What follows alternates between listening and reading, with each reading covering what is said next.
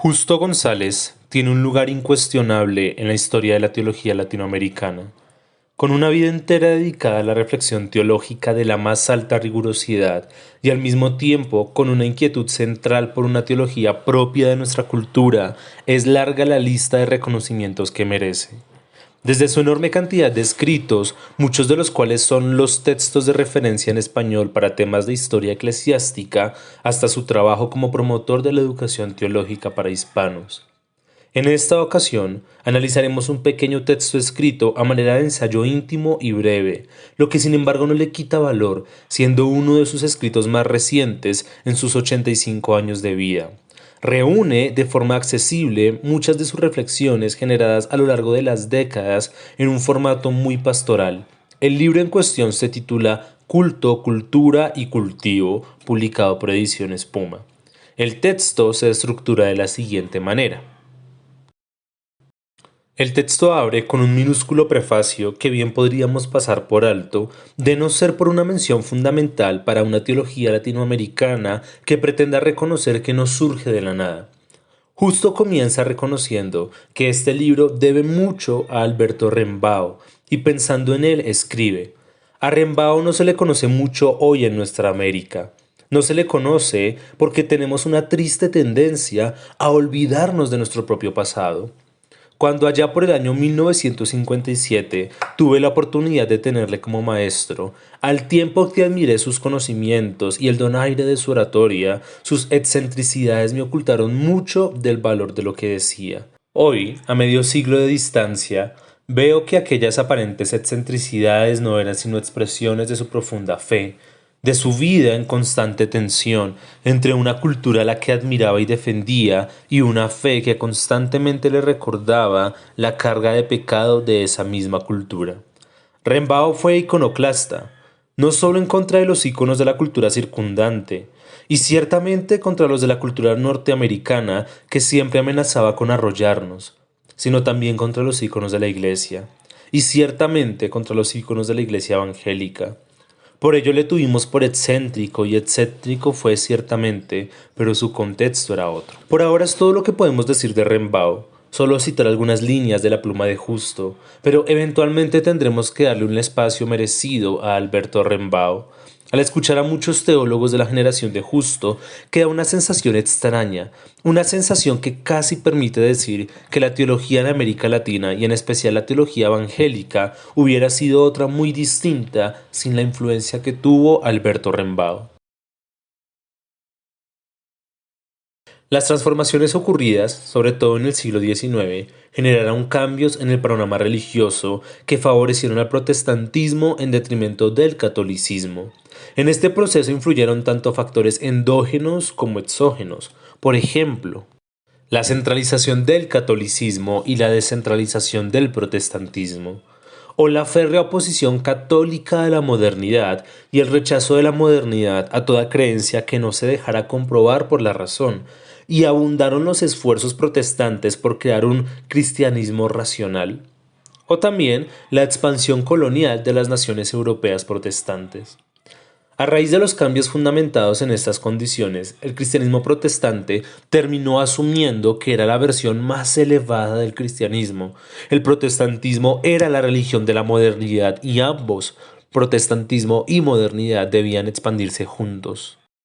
Esa llegada del cristianismo protestante, marcada hasta la médula por la modernidad europea, representó una dolorosa disyuntiva para los primeros protestantes, entre quienes se encontraba un Justo González adolescente. Parecía que al final ser evangélico implicaba dejar de ser latinoamericano, pero ¿cómo abandonar la cultura en la que hemos sido sembrados desde el nacimiento? La verdad es que no podía elegirse entre lo uno y lo otro, y ciertamente Justo nunca pudo dejar de ser latinoamericano para ser protestante, pero esta experiencia dejaría en él una inquietud en torno a la relación entre evangelio y cultura. Así pues, Justo nos deja hacia el final del primer capítulo con dos puntos. El primero, debemos reconocer que todo sucede en un contexto histórico y solo en ese marco puede entenderse correctamente cualquier suceso. El segundo es una pregunta. ¿Es posible ser tan evangélico como los misioneros del norte y al mismo tiempo ser tan latinoamericano como el que más?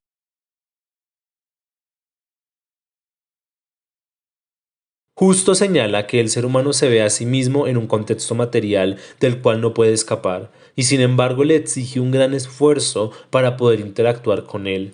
Es así que la cultura media entre el sujeto y su ambiente, de modo tal que en ella existen dos dimensiones encontradas, la interna que influye sobre el colectivo social y la externa que influye sobre el medio en el que habita este colectivo. En la dimensión externa, el elemento cultural por excelencia es la técnica, mediante la cual se transforma el medio y a su vez las transformaciones del medio cambian la técnica. En la dimensión interna, el elemento cultural es el lenguaje, el cual incide sobre el medio social y viceversa. El término cultura está relacionado con los términos cultivo y culto, una relación que no solo es etimológica, sino que va más allá, porque la cultura no es cultura si no actúa sobre el medio, y esta incidencia se logra mediante el cultivo.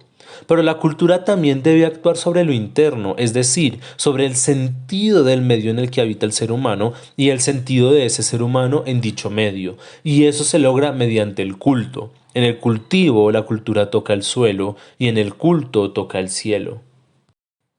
Pero la cultura nos es precedente. Como el aire, no notamos que estamos en ella permanentemente, salvo cuando es perturbada de alguna manera. Esto nos plantea una relación problemática con la cultura, pues aún el cuestionamiento de la cultura se hace desde la cultura misma, y así fue desde los primeros siglos de la Iglesia, cuando surgió una tradición para la cual la historia era consecuencia del pecado en el mundo. Si bien historia y cultura no son equivalentes, tampoco son separables. La historia es devenir, implica un estado incompleto o contingente, de modo tal que podemos decir que las cosas ahora son de una forma distinta a como fueron y seguramente serán distintas también en el futuro. Pero si Dios creó el mundo perfecto, este no debería cambiar, pues todo cambio sería una degradación, de modo tal que la historia como cambio solo puede darse en un contexto de imperfección, y así pues la cultura, como el espacio que media entre dos elementos cambiantes con relaciones cambiantes, solo puede ser consecuencia del pecado que genera un escenario de imperfección. Sin embargo, ha existido también otra tradición, en la cual podemos reconocer a Ireneo de León, para la cual la historia no era consecuencia del pecado, sino el deber ser en la voluntad de Dios desde el inicio de la creación. El problema no era la historia en sí con su condición de devenir, sino las formas concretas en las cuales se había desarrollado ese devenir. Inscritos en esta tradición, podemos afirmar que el hecho de que exista cultura con su condición de contingente y relativa es parte de la buena voluntad de Dios. En este punto justo rescata el concepto de mayordomía tan manoseado en las últimas 2 décadas y señala que Dios dejó una creación dinámica y en ella a un ser humano para quien la pregunta sobre cómo relacionarse con la creación es una cuestión abierta, porque Dios al mismo tiempo que está presente tiene cierta ausencia, un espacio libre que el ser humano debe ocupar según su criterio. Así, para justo la cultura tiene su inicio en el llamado que Dios le hace al ser humano para que tome acción sobre la tierra y obre en ella.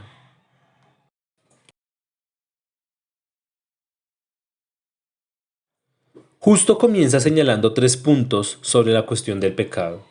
En primer lugar, el pecado no implica el abandono total de Dios, y esto es evidente en el hecho de que luego de pecar, Dios hizo ropas para Adán y Eva. Fue un acto de misericordia ante un entorno hostil.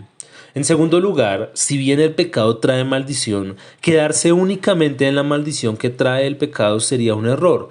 Ya desde muy temprano en la lectura del texto se reconoció la expulsión del Edén como un acto de misericordia. Con ello, Dios abre la puerta a una futura restauración, evitando que el estado miserable del ser humano se haga eterno. Y finalmente, una de las consecuencias inmediatas del pecado es la dominación, cosa que queda en evidencia al observar lo que sucede con las relaciones entre Adán y Eva y entre ellos mismos con la naturaleza. Estos 3 apuntes sobre el pecado pueden rastrearse a lo largo de la historia en cada cultura.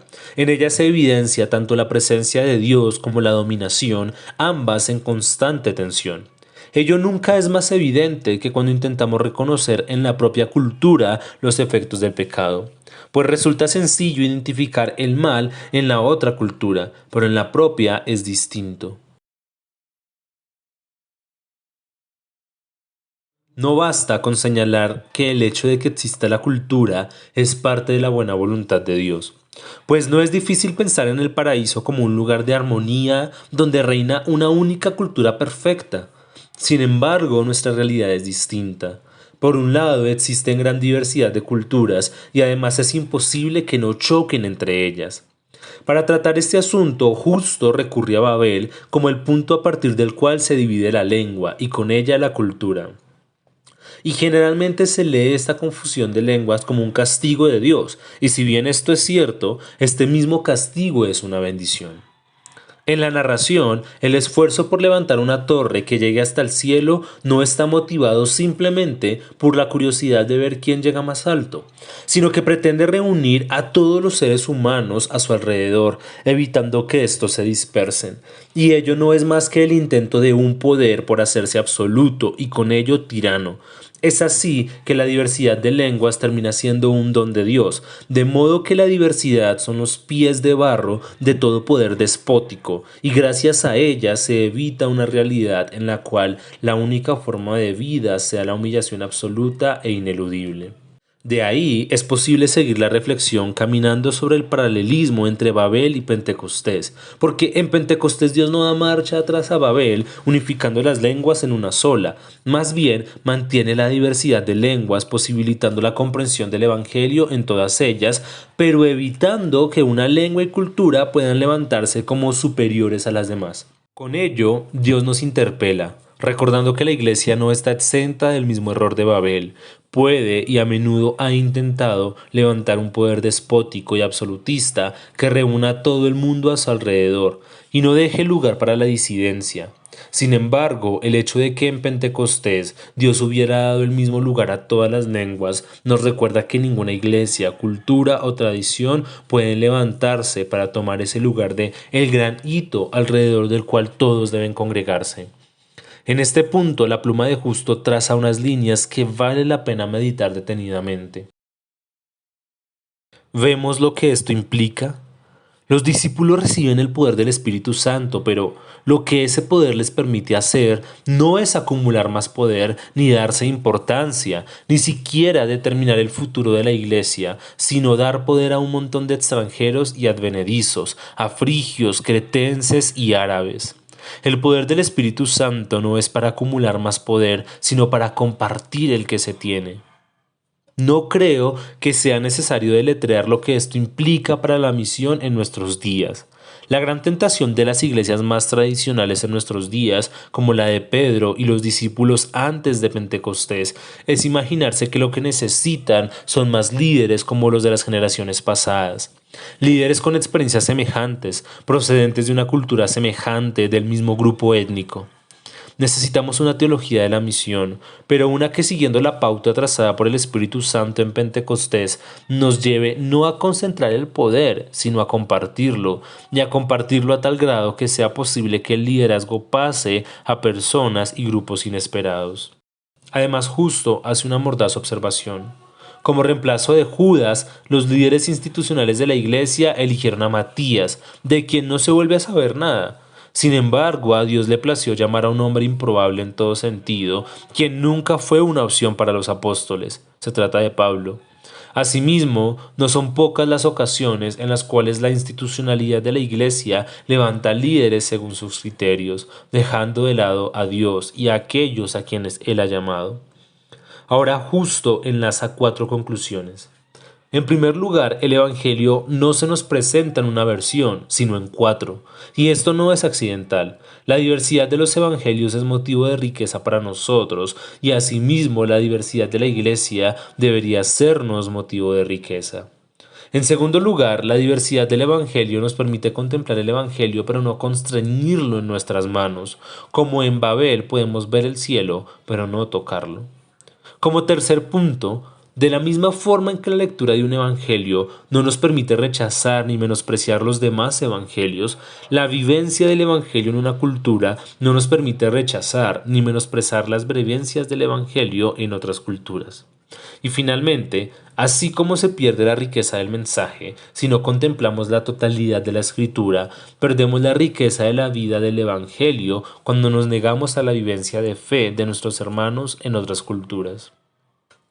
Así, Justo González termina por señalar que no es posible reemplazar el concepto de catolicidad por el de universalidad, por cuanto la universalidad implica uniformidad. En la universalidad se puede partir de un grado de diversidad, pero siempre terminará en una homogeneidad. Por contraparte, la catolicidad no solo comienza con la diversidad, sino que la cultiva y persigue. En la universalidad la hegemonía es el fin, pero la catolicidad solo puede ser catolicidad mientras cultive la pluralidad de la Iglesia.